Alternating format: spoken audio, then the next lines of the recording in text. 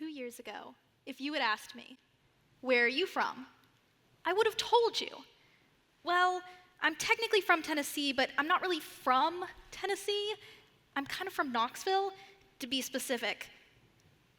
Actually, I grew up in the tiny town of Clinton, Tennessee, but I tell people Knoxville because it's bigger and more recognizable. If you can't already tell, I grew up embarrassed. Fast forward to a few months ago, as I stood in my family's kitchen in Clinton, Tennessee, I told a relative I had the opportunity to be a TEDxJohnsonCity speaker. When I told them the theme, raising our Appalachian voices, they paused and responded with, "You can't do that then. You're not Appalachian." They meant that I don't have roots here. While my mom grew up in Virginia and my dad grew up on Army bases all over the US, I've lived in Tennessee my entire life. If I'm not from Tennessee, I don't know where I'm from. As a student at ETSU, I felt constantly pulled between two messages. I must leave because Appalachia is a place without opportunity, or I must stay because Appalachia is desperately in need of educated movers and shakers. As a student at ETSU, I studied communications, Japanese, and storytelling. Most of all, I'm a storyteller. Appalachia suffers from a fear of brain drain. To put it simply, the highly educated often leave. For some, finishing their degree means a chance to escape and see more of the world. For others, there seem to be no economic opportunities here. For me, even telling people I'm from Appalachia used to create a huge sense of shame. But what if we looked at Appalachia through different eyes? Through the eyes of a storyteller. This area is a hub of storytelling, and as many storytellers know, most stories follow 3 steps: the leaving, the adventure, and the return. The first step in any hero's journey is the leaving home. Brain drain involves many Appalachian students departing. Congress's Joint Economic Committee published a report describing how brain drain has affected the US.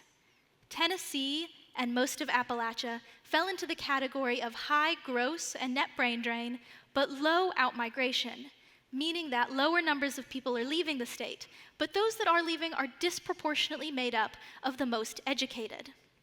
To explore this and to satisfy my own curiosity, I decided to survey 22 current ETSU students on their after-graduation plans. I assumed that most of my peers would want to leave, but more on that in just a minute. Brain drain seems to indicate that we lag behind the rest of the United States, economically and educationally. The money poured into institutions such as ETSU is a waste if students are just going to leave. The Manhattan Institute talks about why brain drain feels like such an existential threat. Not only does it feel like a betrayal, but, quote, brain drain is a concept inspired by a fear of losing what communities tend to emotionally value most: their children and young people. When I first left Appalachia for longer than a few weeks, I was traveling to Washington, D.C. for a summer-long internship. I remember the pit growing in my stomach as I watched the landscape slide past the car windows, the hills of Tennessee smoothing themselves out into unfamiliar cities and signs naming places I had never heard of. While sitting around a conference table with the other interns from my company, I heard the question, "Where are you from?" And I felt a tightness and heat wrap around my chest.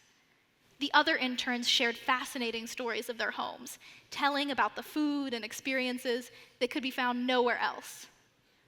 But my mind blanked. I had no idea what was special about my home. I felt defensive of Appalachia, excited to be exploring more of the world, but nervous that I wasn't ready. The next step in any hero's journey is the adventure. Indiana University in 2015 proposed an Evansville medical campus. The goal, to ensure that local students wouldn't have to leave the state in order to study. State Representative Holly Sullivan affirmed this goal, saying, quote, "The campus will help control the brain drain in keeping physicians in the southwestern Indiana region and in the state," end quote. Ideas such as these will not fix the fear surrounding brain drain. In fact, by attempting to circumnavigate the adventure stage in students' journeys, the message I hear is that Appalachia is on the verge of collapse. Turning back to my research, when I asked students about their after-graduation plans, it turns out they don't all agree.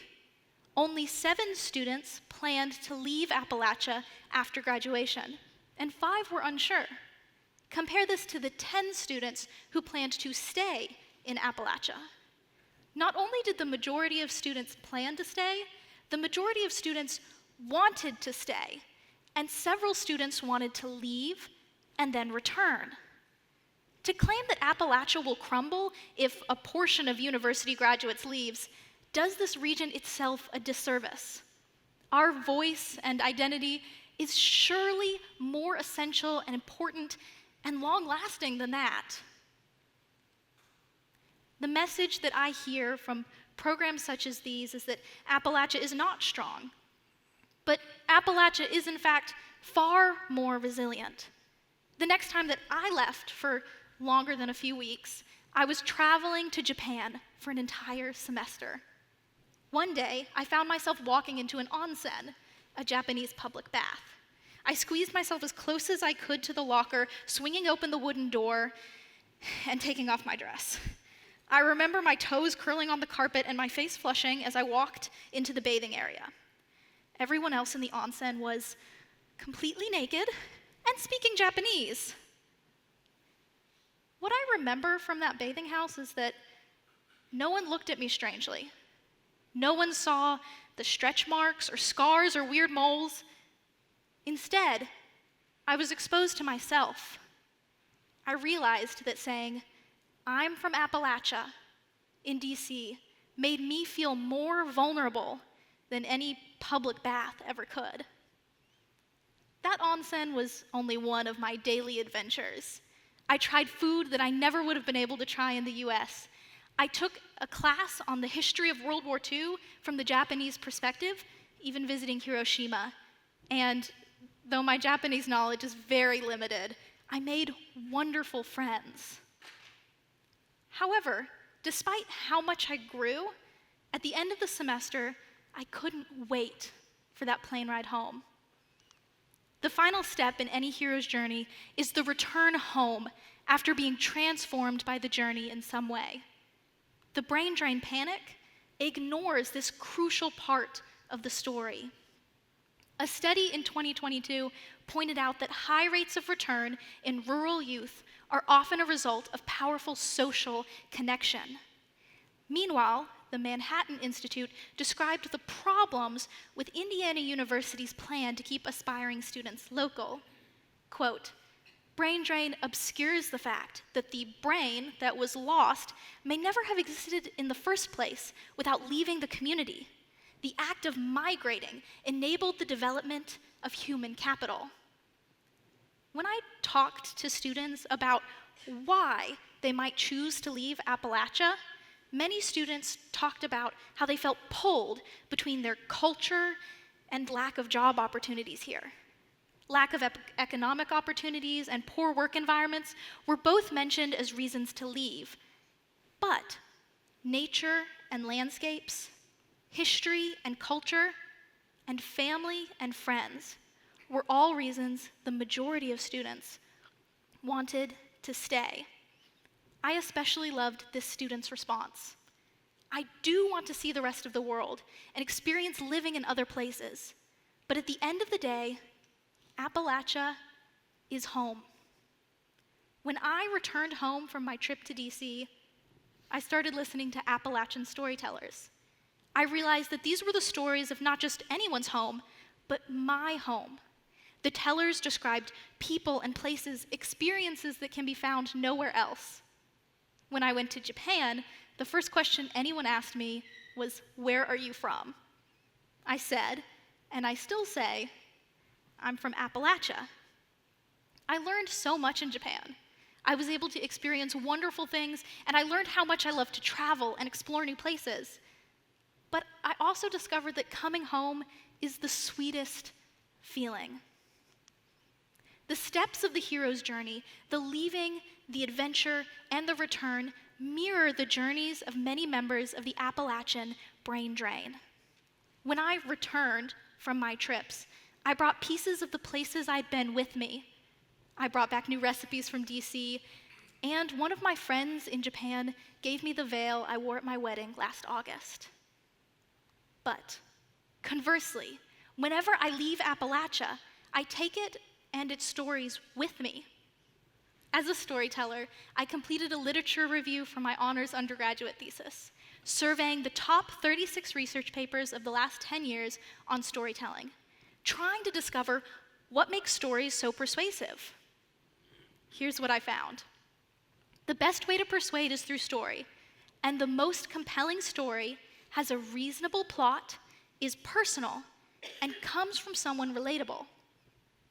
I'd like to ask everyone to close their eyes, just for a moment. Yes, even you, and especially if it makes you feel a little vulnerable, and answer this question. What moment did you feel at home? Maybe there's a smell, a special place, or a person that makes you feel at home. Whatever you have in your mind, that's the seed of a story. A story that, according to research, is persuasive. You can open your eyes now. Too often, we take our experiences for granted. But stories are about building a bridge with other people. In the next week, share that story seed with your spouse, a friend, or a coworker, and then ask them for one of their own. That's how we confront brain drain, by connecting with the people here through story. Whether you're a business owner, a parent, an educator, a professional, or just a part of the neighborhood, empowering your unique voice with a story creates powerful social connections with those from Appalachia and invites those not from Appalachia to come and see what we have to offer. Because at the end of the day, Appalachia is home. Thank you.